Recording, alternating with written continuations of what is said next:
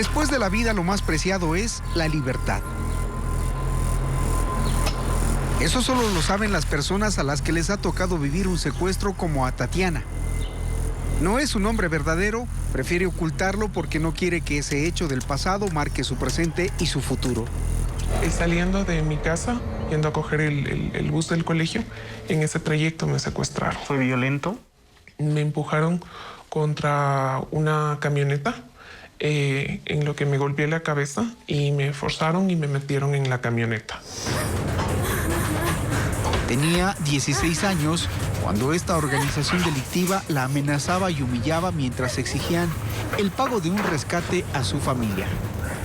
16 largos días la tuvieron vendada.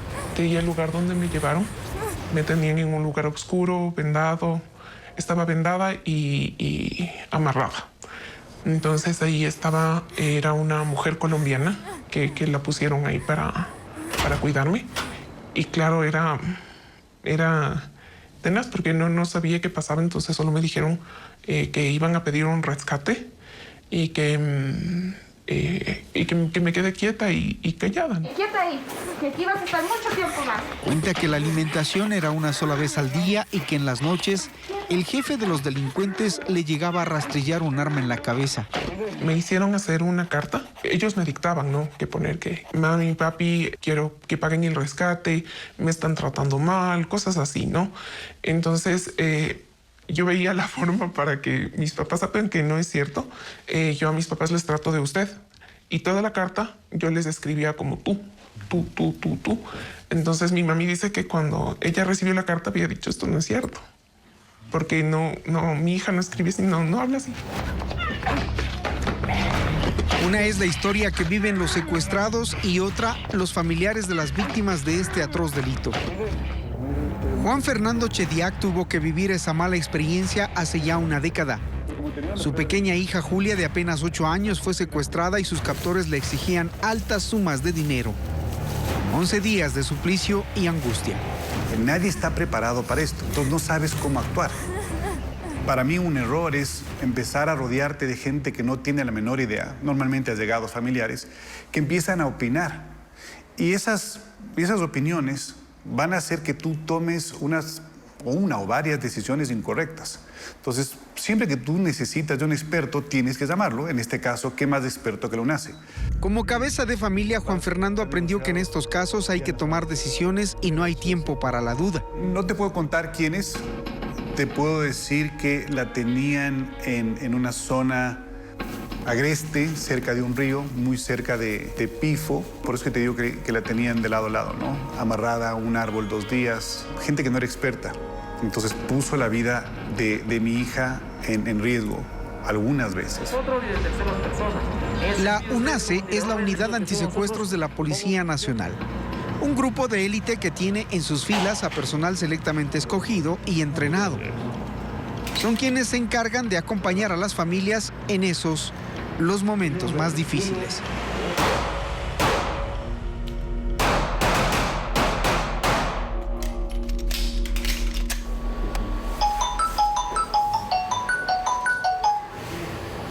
Aló, buenos días. El responsable de la muerte de hermano de usted. Ya. Mira. Ya, escuche, el responsable de lo que le pasa a hermano, de lo que le va a pasar a los 8 hermanos de usted. Dígame en dónde lo dejamos y nosotros dejamos el cuerpo ahí. Porque ellos van a explicarlo bien cómo tiene que juntar todo el dinero y ustedes no hacen caso.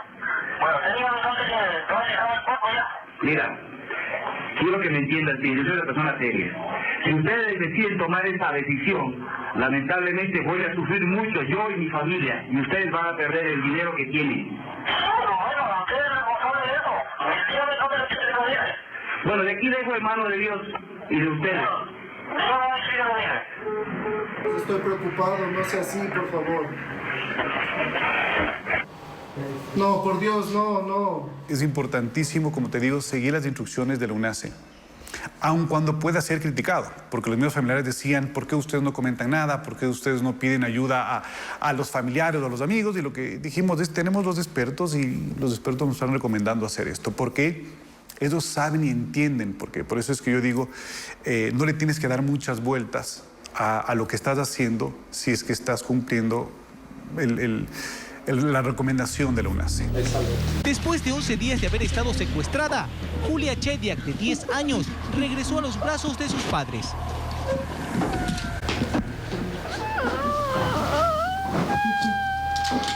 No llamar a la policía es lo primero que los delincuentes piden para no poner en riesgo la vida de las víctimas. Pero en la opinión pública ecuatoriana hay decenas de casos testimoniados donde se demuestra que pedir el apoyo siempre es la mejor opción. Tras 36 horas de estar en cautiverio, Steven se reencontró con sus padres. Tengo que dar gracias a Dios. Y esta unidad que trabajó muy efectivamente a mi familia. Pasaron 10 días desde el violento hecho. Hace 3 meses, el último caso resuelto fue el de Ercy Valencia, la hermana del jugador Ener Valencia, quien fue secuestrada en San Lorenzo Esmeraldas en medio de violentas circunstancias que hoy aún se investigan. Bueno, la información que teníamos es que los delincuentes, en un número aproximado de 8, ingresaron de una forma violenta a los predios de la familia Valencia, empuñado armas de fuego. E incluso para amedrentar y causar mucho más pánico, mostraron una granada que intentaron hacer detonar si no colaboraban.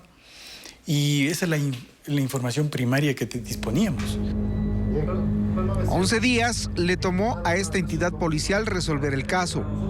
A más de asistencia a la familia, el trabajo implica recopilar información y detectar fuentes. En lo profesional diríamos que debemos manejarnos fríos, y distantes del problema, pero una vez de que uno ingresa a esa crisis, en realidad la hace parte, la vive con esa intensidad tan fuerte de estar rodeado de toda la gente que lo único que suplica es por devolver la libertad de esa persona que fue coartada en su momento. Trabajo analítico y de campo, aclimatamiento físico y estudio del terreno. Detalles del evento y atención del caso segundo a segundo. Todo eso lleva a planificar acciones para buscar a la víctima donde esté. En la crisis de un secuestro, quien comete el primer error comete el último. Es una teoría que siempre le sirve a la UNACE para rescates como el de Ercy Valencia. Ellos, el primer error que cometieron, y que fue de pronto el último, fue centrarse en que la familia no denuncie a la policía.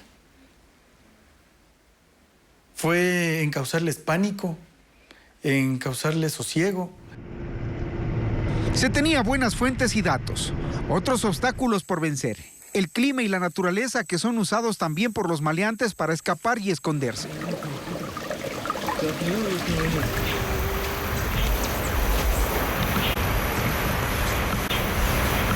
La adrenalina, el miedo, la ansiedad, todo confluye en una operación de rescate.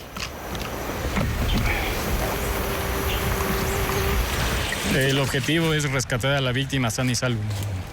Siempre se va pensando en que se debe rescatar a la víctima y también se debe pensar en los compañeros que están caminando al lado de nosotros. Hubo más o menos un aproximado de 1 hora de camino. Había una especie de caminos, un tramo, otro tramo nos abríamos paso entre ramas, otro tramo entre riachuelos. Entonces llegamos hasta un punto en donde se pudo divisar ya el cautiverio de Ercy, intervenimos ahí, nuestros comandos brindaron la protección del lugar. Inmediatamente ya asegurado el lugar, lo que hicimos es verificar primero de que la víctima esté bien. Tratando de liberar. Piso. Ercy, tranquila, mija, estás con la Policía Nacional. Estás con la Policía Nacional. Tranquila, mija. No hay nadie más. Tranquila. Somos la policía. Tranquila. Escúchala. Jefe. 360. Por favor. Son sensaciones encontradas en ese momento. Y mucho más aún cuando llega el abrazo, que de alguna forma le libera a la persona. Yo no sabía qué hacer, sí gritar, desfogarme también. Bienvenida a la libertad, Ercy. Lo que sí sentí es el abrazo fuerte de esta persona cuando aún empuñaba el arma. Eso es algo, es una satisfacción personal diferente para todo el equipo, para toda la unidad. Y seguimos caminando. En el caso Valencia se detuvo al custodio. Otro fugó. Y 5 sujetos más están detenidos bajo interrogatorios por su presunta participación. Cada caso de secuestro es crítico. Tiene como argumento la amenaza para la vida. Es una violación de la libertad individual que socava los derechos humanos. Para los secuestrados y sus familias, hay pérdidas emocionales que arrastran frustraciones. Tras el trauma viene la recuperación que implica acusar a los secuestradores y empieza otro delicado capítulo donde la justicia, en muchos casos, no ha hecho la tarea. Se encontró con sus padres 16 días después de haber sido secuestrada. La Policía Nacional, a través de su unidad antisecuestros, logró rescatarla la noche del miércoles. Detuvieron a 7 individuos, entre ellos a un ex militar. Y en mi caso, al año salieron. Se dieron, no sé si son 3 audiencias las normales, en mi caso se dieron 4 audiencias, y en las 4 audiencias se cumplió el año, el año de lo que estuvieron detenidos. Y como no tuvieron sentencia en las audiencias, salieron libres. Para el caso de la pequeña Julia Chediak, los jueces impusieron una sentencia, pero no se cumplió y hoy están libres. En el caso de mi hija les dieron 11 años de pena.